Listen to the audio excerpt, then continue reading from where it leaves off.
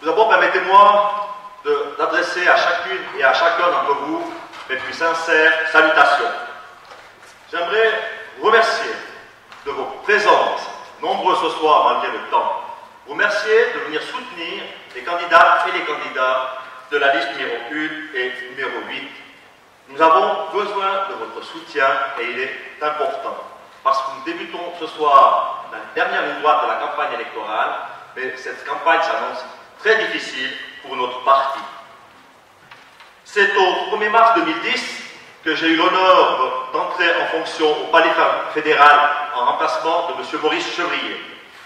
Et je dois l'avouer, c'est avec un immense plaisir que j'ai rempli cette fonction.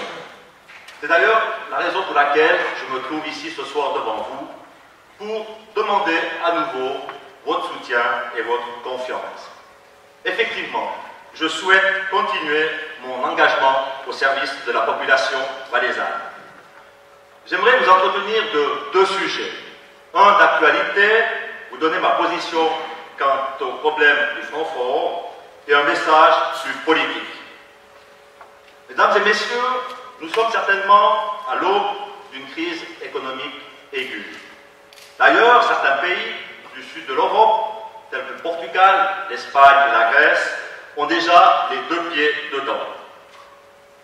Mais, malgré tout, nous avons su retarder cette échéance grâce à deux éléments. La première, eh bien, c'est notre économie forte, et la deuxième, eh bien, c'est la rigueur budgétaire des collectivités publiques suisses. Cependant, nous allons subir de plein fouet le désastre de l'endettement des pays de l'Union européenne et des USA, avec comme conséquence, effectivement, le franc devient une monnaie refuge.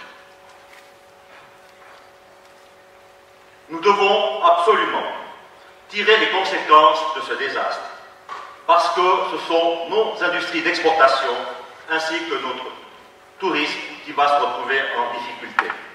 Alors, diriger, c'est prévoir, mais c'est aussi anticiper. Et là, on peut saluer la proposition du Conseil fédéral, prise à Sierre la semaine passée, eh bien, d'injecter dans notre économie 2 milliards de francs suisses.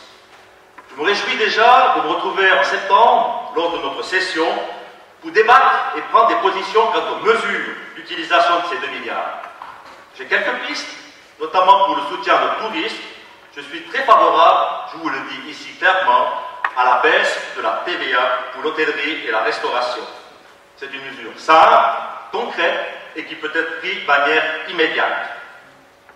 Cependant, il est extrêmement difficile d'aller contre le marché. Mais je suis persuadé que la capacité d'action de notre confédération permettra de trouver des solutions. Je pense qu'il est aussi souhaitable d'investir dans les infrastructures.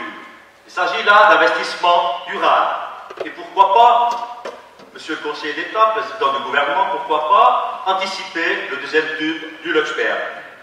Je pense aussi que nous devons investir dans un des éléments les plus importants pour notre pays, qui reste encore l'innovation, la recherche et la formation. Quant à la politique de la Banque nationale suisse, je pense qu'elle est positive jusqu'à ce jour.